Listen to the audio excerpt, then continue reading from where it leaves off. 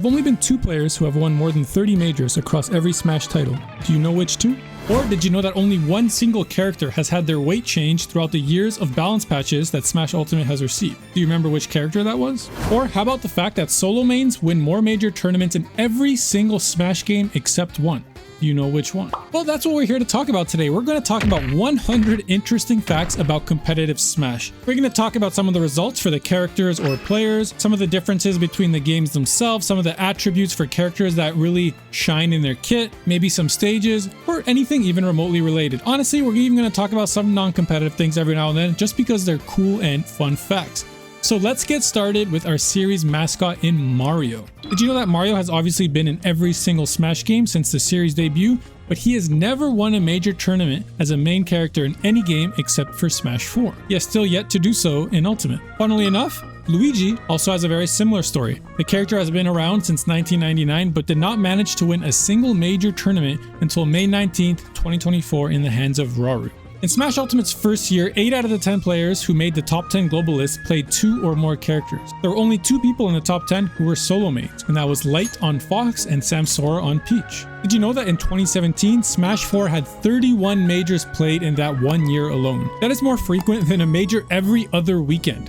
And these aren't just any tournaments. In order for tournaments to be considered majors, they had to have some top ranked players be there or some really nice prize pools. It just goes to show you how crazy competitive Smash was during that period. In one of the most impressive streaks in any game's history, Armada went 8 years without losing to someone outside of the top 6. Although this is technically not true, as he had lost to Leffen and Plup while they were ranked lower, but in both these cases they were clearly on the rise and were ranked top 6 afterwards. This remains one of the most incredible showings of consistency any player has ever shown. Speaking of consistency, I can make an entire video on MKLeo's dominance throughout early Smash Ultimate, but one thing that I think a lot of people have forgotten today is that Joker was actually not seen as that impressive of a character when he first dropped. Did you remember that when Leo was first learning Joker, he had one of his worst tournament performances ever, and he was even being told by some people not to continue with the Joker. He would even tweet about how he's convincing other top players that Joker is actually a good character. If we fast forward just a bit, Leo begins to dominate with the character and Joker then goes to become literally top 1 on tier lists until he was nerfed and, Steven A just showed up too. Donkey Kong has always been amongst the 2 heaviest characters in every Smash game he's in. He started off as the heaviest in Smash 64, but after Bowser was introduced, he's always been the 2nd heaviest character in every Smash game until Smash Ultimate. For the first time in the series' life, Donkey Kong is not in the top 2 weight class as he was overthrown by King K. Rool. Link is a character that has been around since 1999 and he has quite literally never won a major tournament as a main. He has been in every single title, but the only time he has seen a major tournament success is when he was brought out as a pocket pick. Most of the cast can live a Buster Monado Shulk up throw at 600% even without any DI.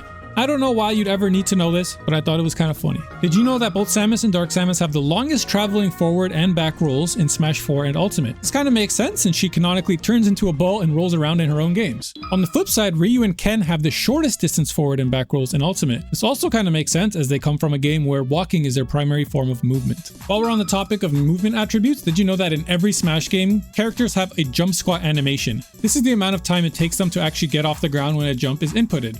Prior to Ultimate, the fastest jump squats were 3 frames. These were usually reserved for nimble characters like Fox, Sheik, and Pikachu, but in Brawl and Smash 4, 3-frame jump squats disappeared, making 4-frame jump squats the fastest available. However, in Ultimate, they not only reintroduced 3-frame jump squats, they made it a universal attribute which was actually quite a big buff for a lot of the slow and heavy characters. I said every character has this, but there's actually one exception, and that is Kazuya Mishima, who has a 7-frame jump squat in Smash Ultimate for some reason.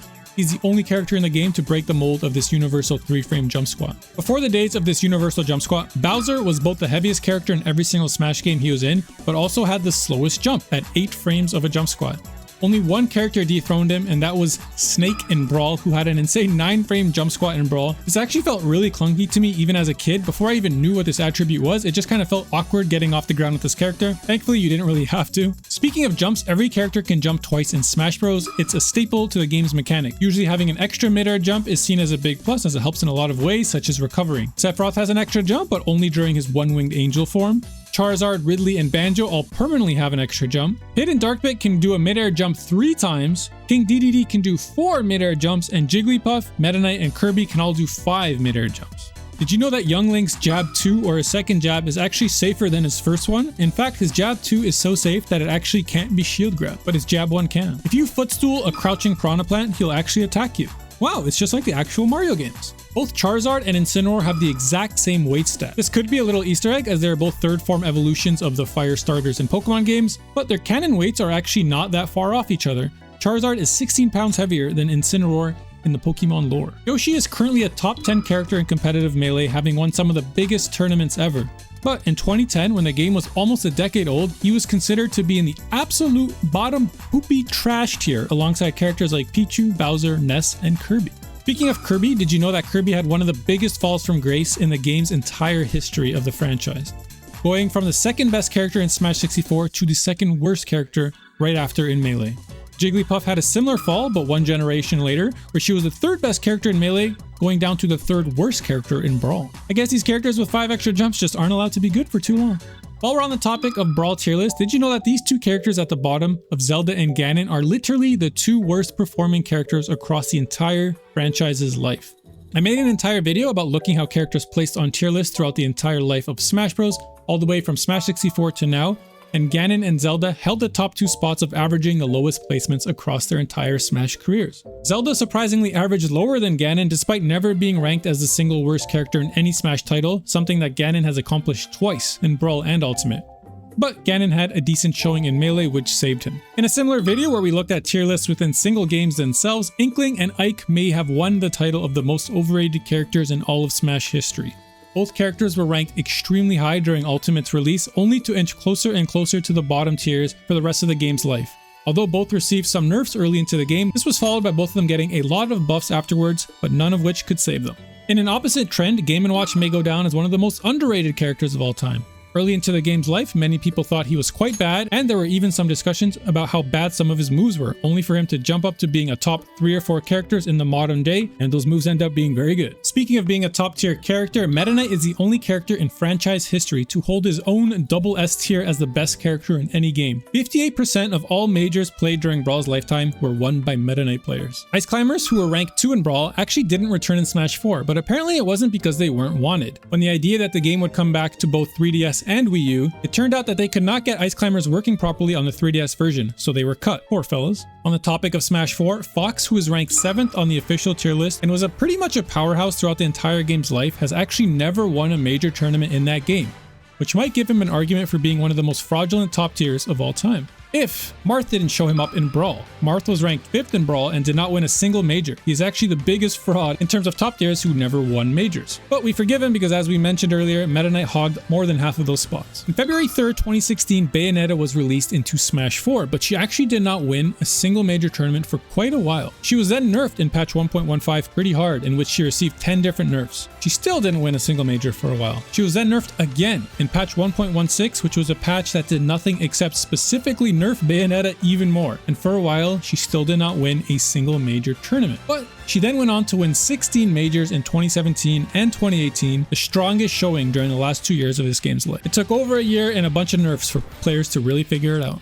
Not related to competitive Smash, but did you know that Smash Bros actually has a history of spoiling some major stories that the characters come from? There was an infamous one with Lucina, whose identity was supposed to be a mystery throughout the plot of Fire Emblem Awakening, and also Shulk's final Smash, which I won't talk about because if you know, you know, and if you don't, you should go play Xenoblade Chronicles right now. But yeah, there are actually quite a few of these, ranging from characters themselves showing up before their game was even released, final Smashes showing stuff that you would not see until very late into the game, or even colors and outfits that some characters have that spoil some major story beats in their games too. King DDD had the smoothest fall from grace that you could ever see in a Smash game. He began Brawl as a top 3 character, and then over time he fell to 4th, 6th, 8th, 10th, 11th, and then 12th, where he sits today. It's pretty funny how consistent his fall was. He never went back up any spots, or he never fell more than 1 or 2 at a time, but ended up going all the way from 3rd to 12th. In a similar fashion, but not really, Lucario has become worse and worse with every Smash game he's been in. In Brawl, he sat at a respectable 11th place. In Smash 4, he fell off a bit to 17th. And in Ultimate, he now sits at 54th, which is a massive fall.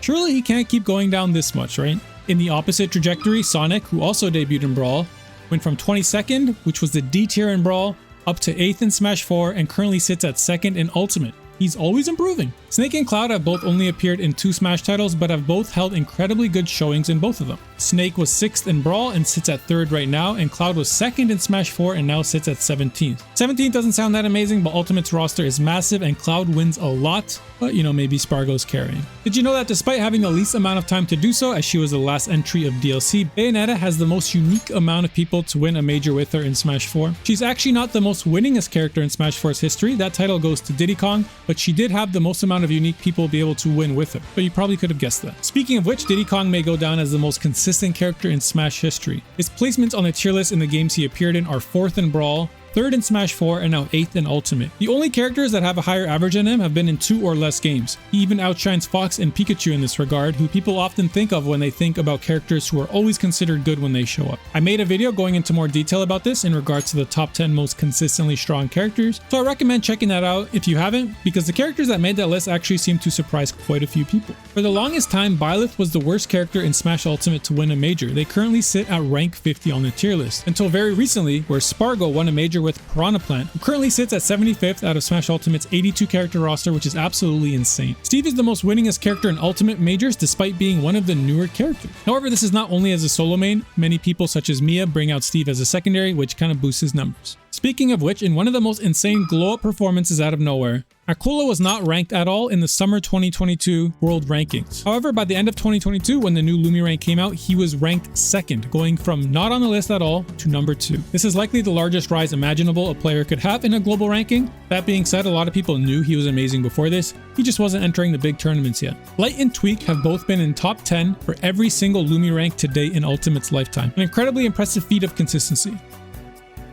But the opposite of consistent, Mars is one of the biggest falls and one of the biggest rising in these rankings history. He dropped 31 spots in summer 2022, but he went up 52 spots in the second half of 2024. This likely just reflects how much he cares to compete at any given time, but it's funny to see the roller coaster when going through the lists. Peach is the highest ranked character in Melee to only have one single person be able to win a major with her, and that was Armada. Trip was close to being 2nd, but he got cried on while he lost in grand finals, so Armada rests as the only Peach main to win a major tournament in Melee. On the contrary, out of the 8 characters who have ever won a major in Brawl, 5 of them all had only one unique representative be able to do so in Snake, Wario, Falco, Olimar, and Zero Suit. Lucina went from being one of the worst characters in Smash 4, ranked at 47th, all the way up to 14th by the end of the game's life.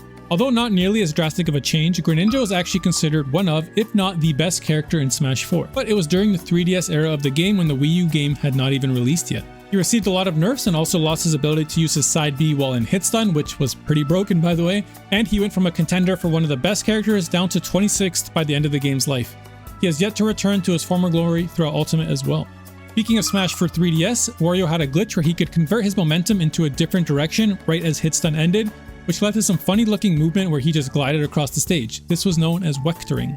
Probably a well-known fact if you're someone who plays every Smash game competitively, but a major change that Smash 4 introduced that ruined the muscle memory of many players was a mechanic known as LSI. LSI stands for Launch Speed Influence, which alters the character's launch speed depending on the control stick's vertical position, so that holding up increased their launch speed, and therefore how far they would travel, and holding down decreased it. This drastically changed how a defender should hold their control stick to survive a potentially killing blow, as previously holding up was beneficial for a lot of situations in older Smash games. Did you know that Ganon had a second jab in Melee, but it had no hitbox and could only be used with the bunny hood for some reason? If you have a 1.00 disc of Melee, you can actually try this out for yourself. Not something you'll ever see in a competitive game, but did you know that Terry can cancel his special moves into a final smash? Very reminiscent of King of Fighters. Wall of Pain is a tactic originally given to Jigglypuff where an onslaught of back airs was used to set up a wall that was very difficult for many characters to get by. It has also been dubbed for other characters such as King Dedede's back air in Brawl. Funnily enough though, both of these instances have been removed. In Smash 4, Dedede's back air was completely reworked to be much less fun, I may add. And in Ultimate, Jigglypuff was changed to turn around after completing a back air so she can no longer do multiple back airs while she kind of hovers above you.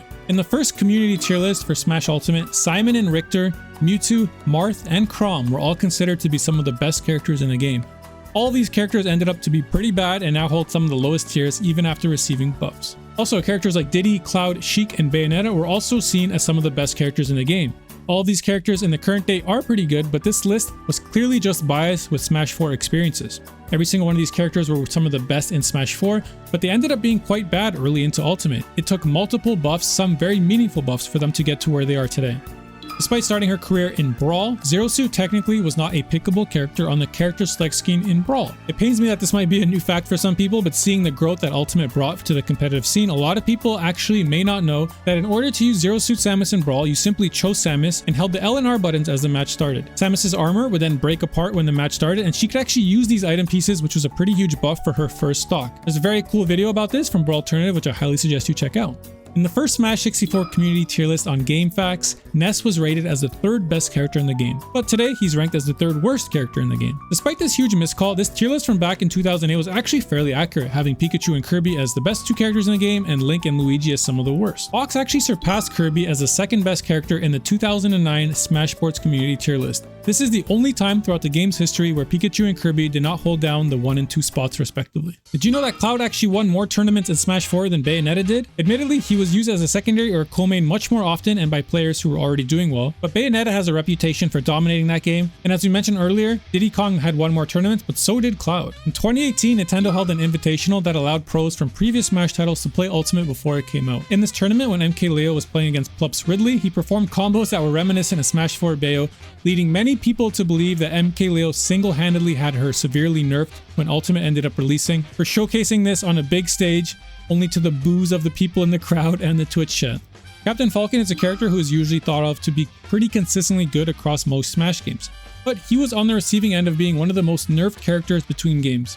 In Melee, he was considered one of the better characters, but immediately after in Brawl's 38 character roster, he was in the bottom 5. He received many targeted nerfs, and I also believe the mechanic of the games didn't do him any favors. The character that likes to dash a lot may not enjoy randomly tripping while doing so, but yeah, he actually had one of the biggest falls from grace in the franchise. He did much better in Smash 4, but has yet to return to his Melee glory days. In Brawl, Pokemon Trainer had a unique stamina mechanic. Stamina was a measure of how much energy the Pokemon Trainer's Pokemon would have at any time. When a Pokemon was in battle, its stamina would drop by half a point every second, resulting in 3 minutes and 20 seconds of stamina. But the Pokemon would also lose stamina for every attack they attempted. Once a Pokemon's stamina dropped below 40, its standing animation changed to make it look more tired, and it had reduced damage and knockback on all of its moves. This was supposed to be a way to force the player to change between the Pokemon, but it never found its way back in Ultimate. Thank God. From patch 3.00 to 3.1 in Smash Ultimate, Pichu received 17 straight nerfs after being considered one of the best characters in the early days of Ultimate. A lot of these nerfs were similar changes but to different moves, but it's pretty insane to see a character receive so much at once. Speaking of which, both Olimar and Pichu received Hurtbox nerfs to make them easier to hit, which made sense because they're incredibly small and hard to pin down, but this led to situations where you could literally hit them through their full shields because their shields were not originally increased to make up for their new Hurtbox size. Smash Melee actually received an official balance patch. The PAL version actually had some nerfs to characters like Fox, Falco, Sheik, and Marth. However, this version of the game never ended up being used in competitive play, but many of the changes made in this version, such as changes to Falco's down air or Link's up B, were actually carried over into Brawl. LumiRank does an official tier list where they average the opinions of top players around the world in Ultimate. Over the course of 1 year, Luigi went up 21 spots, Olimar went up 17 spots, and Hero went up 16 spots. This is during a time where the game was already quite old and no patches were being released. It just goes to show you how drastic things can change and how little we know about these games. On the opposite end, in the same time period, Sheik went down 14 spots and Sephiroth went down 12. These are both characters who were considered to be quite difficult and precise, and many people thought that they could rise over time, but they ended up being 2 of the hardest drops between these 2 tier lists. Across both these lists, Ganon and Little Mac held their titles as the 2 worst characters in the game and did not move at all. Most characters moved just slightly, at least 1 or 2 spots, but Zelda also managed to stay consistent as the 10th worst character in the game. Although a pretty common trait, especially with DLC characters today, in 2008, Lucario was the first character to have a built-in comeback mechanic with his aura. This mechanic still exists today, but has been adjusted to be better or worse many times throughout the next few games. In Brawl, Meta Knight can completely stall out the game with what is called the infinite dimensional cape glitch, in which he could quite literally just peace out from the screen. This was obviously banned, but whenever it was used before then, many people dubbed the use of it as the Dimensional Infinite Cape of the Knight, or DIC for short, as a response to the people who were using it. The slingshot is an advanced technique in Smash Ultimate that allows a character to turn around while keeping their forward momentum. It was popularized by Gimmer in 2022. However, in 2018, Twitter user Sabaka2G had actually already mentioned it as a way to perform RARs. This is also a fact that to me just feels like common knowledge, but it's actually really outdated that a lot of newer Smash players may not know. But did you know that Smash 64 actually did not have a lot of common mechanics you see today? There were no spot dodges, air dodges, charge smash attacks, side specials, pummels, or up throws or down throws. All of those were added in Melee. Speaking of which, Melee was developed in just 13 months after Smash 64. This is pretty insane as the game added so many new characters and so many new mechanics, new stages, and pretty much changed the formula quite a bit. These days, it takes longer for Capcom to add a single costume into Street Fighter 6. How hard were they working? Well, the sad part is probably a little too hard. Sakurai went on to say that his lifestyle during this period was destructive with no holidays and short weekends. Unlike the experimental first Super Smash Bros., he felt great pressure to deliver a quality sequel, claiming it was the biggest project I had ever led up to that point. Despite the stressful development cycle, in a 2010 interview, Sakurai proudly called Melee the sharpest game in the series. It just felt really good to play. And many people agree with that last point to this day, with Melee still being a popular answer for many people's favorite Smash game. Brawl had some insane stage lists back in the day. Some stages like Delfino, Halberd, and Rainbow Cruise were all legal, and funnily enough, a lot of these stages weren't originally banned because of how crazy they are. They were just banned because Meta Knight was way too good on them. Stages like Delfino and Halberd even came back to be legal during the early days of Smash 4, only to get banned again. But yeah, the stage list in older Smash games was really the wild west compared to what we're used to today. Even in very early days of Ultimate, there were some stages like WarioWare, Skyloft, Rainbow Cruise, and Castle Siege, and many more being tested in rule sets such as the Smashadelphia Ultimate rule set and a few others. A lot of the crazier stages that were being tested ended up all being banned, and we have what we have today. Did you know that there's never been a single character that has won a major in every single Smash game? Fox and Pikachu come to mind for many people, but neither managed to win in Brawl or Smash 4. Brawl is quite surprising for Pikachu as the character was ranked pretty highly, and Smash 4 was extra surprising for Fox as the character did incredibly well throughout that game's life, but just did not manage to win a major. Starting from characters that were introduced after Brawl though, Cloud and Steve are actually the characters to have the most major wins, which is funny because Cloud wasn't even in Brawl and Steve wasn't even in Brawl or Smash 4. I have a video going over a lot of fun facts about these kinds of performances in the video titled Which Smash Characters Won the Most Throughout Smash Bros. History, so check it out if that's something that interests you. Did you know that throughout Smash's history, solo mains have won more majors in every single game than people who use multiple characters except for Smash Ultimate? As I mentioned before, Cloud actually won more tournament than Bayo in Smash 4, but did you know that literally 0 of Cloud's wins in Smash 4 were as a solo main? Every single major he won, the player used multiple characters throughout their run. Despite almost a 20-year gap in games, there are more unique players who have already won a major in Smash Ultimate than any other game coming before it, even including Melee, which has had more majors played throughout the game's life. And honestly, it's not even close. Did you know that throughout Smash 4's lifetime, MK Leo was the only person to be the sole representative of multiple characters who won majors in Meta Knight and Marth? He also won with other characters such as Cloud, but few people did. Ultimate has a lot of characters who have won major tournaments, but Pichu, Palutena, Mega Man, Zero Suit Samus, and Ike had all won majors only on old patches. The final patch of the game is about 4 years old now, and none of these characters have managed to return to the heights of early Smash Ultimate. The distinction between Major and Super Major is a little finicky for some, but did you know that MK Leo to this day still has the most Super Major wins in Smash Ultimate? But Mia has actually surpassed him as the player who has won the most majors. In a similar fashion for Melee, Mango has won the most Super Majors in Melee, but Hungrybox has the most total majors and super majors combined. This actually makes Hungrybox the most winningest player across every single game with 36 wins, but he's actually tied with MK Leo. If we add Leo's 12 wins from Smash 4 with his 24 from Ultimate, he's also at 36. They have a bit of a lead on third place at Mango at 29 wins, and then fourth is Mia in Smash Ultimate with 27, and then we have Super Boom Fan in our top 5 with 26 wins in Smash 64. It's really cool. There's people from like every single game here except Brawl. They didn't play too many majors back then. But yeah, it's crazy how much these guys win. Did you know that in Melee, Mewtwo was pretty light, but he was mostly fine. He was around the same weight as characters such as Marth and Roy, but still heavier than characters you would expect such as Kirby, Fox, and Pikachu. When he returned in Smash 4 though, he became the second lightest character in the game, even after getting a buff to his weight, lighter than characters such as Game & Watch, Kirby, Pikachu, and Olimar. In Ultimate, he actually started the game being lighter than Pikachu as well, but he was the only character to receive a weight-related change throughout the entire patch history of Smash Ultimate. In Smash 4, weight classes were a balance lever that were used much more often in balance patches. Bad characters would often get a weight increase and good characters would often get a weight decrease. The biggest loser from this was Sheik, who started the game with a weight value of 85, the same as Zelda, but was nerfed over time to be at 81. This marked the first Smash game ever in which Sheik and Zelda did not share the same weight value. Ridley, a giant space pirate dragon thing that was apparently too big to be in Smash for many years, weighs less than Terry Bogard, a buff dude from Southtown. Captain Falcon had always been the character with the fastest run speed in Smash until Sonic's introduction. Since then, Sonic has always been number 1 with a pretty big gap to number 2, and since Little Mac's release, he has always held down the number 3 spot, and these are the 3 fastest characters in Smash games. Speaking of run speed, Fox has always been faster than Sheik in every game they were both playable, until Ultimate where this was changed, when I don't know why. Similar to the weight fact we talked about earlier, run speed was a balance lever often used in Smash 4 balance patches, with the biggest winner being Mewtwo, who got his run speed buffed on 2 different occasions. As far as I could find though, once again, no character in Ultimate has had this stat change throughout Ult's balance patches. We talked earlier about how Melee feels like one of the smoothest games for many people. One reason may be that after Melee, the momentum a character carries if they jump out of their run was taken away. Previously in Melee, your momentum carried over as you left the ground, and to me that felt pretty natural, but from Brawl onwards this was removed to slow characters down once they took to the air. Weirdly enough though, Palutena kept this property in Smash 4 after she used her super speed custom move. Custom moves did not last very long for testing in competitive Smash 4, but they were around for a while. Bayonetta has had controversial moments for both doing nothing on stage and stalling out the game, as well as doing everything she can off stage to stall out the game. Pretty funny.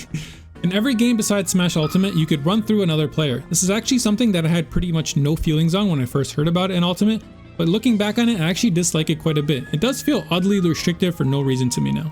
Smash Ultimate introduced a blue line that appears during hit stun that shows which way a player is DIing. This is mostly useless in most situations someone is getting hit, but for some specific combos that have long periods of hit stun, such as Kazuya using his Electric Wind Godfist, this can actually be used by the Kazuya player as they need to follow your DI to continue their optimal combo. Crouch cancelling is a well-known mechanic in Melee, but it actually still exists in future games as well. However, the knockback reduction or the window that you can perform it, or both, were both toned down so much that it pretty much became useless to ever go for. MKLeo has won a major or super major in Ultimate with 6 different characters. There are only 8 people who have more than 6 major wins in their entirety. Unlike most other Smash games for which majors primarily took place or take place in North America, Ultimate is known for frequently featuring majors in all 3 major super regions, which are North America, Japan, and Europe. As such, Ultimate became the first game in which it was feasible to achieve a major victory in all 3. This achievement has been referred to as the Ultimate Triple Crown. There have been only 5 players who have accomplished the Triple Crown in Ultimate. The first was actually T, who finished it in 2021 in Europe. The second was Zakra, who also needed to finish it in Europe when he won Ultimate Wanted 4. Plutoni was third, who needed a win in Japan to finish it, which he did so in 2024. Spargo was the fourth to do so, who accomplished it not even a month ago in Europe. And lastly, we have Mia, who also just finished it at the Symphonic Gaming Festival on June 1st. Speaking of which, there was a Smash Ultimate tournament that literally had a live orchestra playing Smash series music alongside the matches, which is pretty cool if you ask me, but I would imagine could get distracting for the players. And our last fun fact that I want to reward you for sticking around this long: Nintendo told me if I leak this, they will send the ninjas after me, but I feel comfortable rewarding you guys with this. There will be a Nintendo Direct that announces Smash 6 on exactly this. And our last fun fact, not completely related to competition, but did you know that every new version of Smash has outsold its predecessor except for Smash 4? Technically though, if you add up the 3DS and Wii U versions together, then even Smash 4 outsold Brawl. So yeah, every single Smash title sells better than its predecessor. Speaking of which, did you know that the 3DS version of Smash 4 sold almost double the amount that the Wii U version did, even though we used the Wii U version for competition? With that being said though, we could look forward to Smash 6 being bigger than ever. I cannot wait for all of us to enjoy a new era of competitive Smash together. This is something I genuinely think of almost every single day, and I cannot wait for that day to come. If you are also looking forward to it, I encourage you to like the video and subscribe to the channel, as when that day finally does come, I will be covering everything and anything that is related to Smash 6, and I hope you'll be there with me. And that was 100 random facts that were mostly about competitive Smash Bros. History. Let me know if any of these surprised you, or if you have any notable facts that didn't make the list that you find very interesting. I hope you enjoyed the video, and I hope you have a great day. Stay beautiful, my friends. I'll see you in the next one.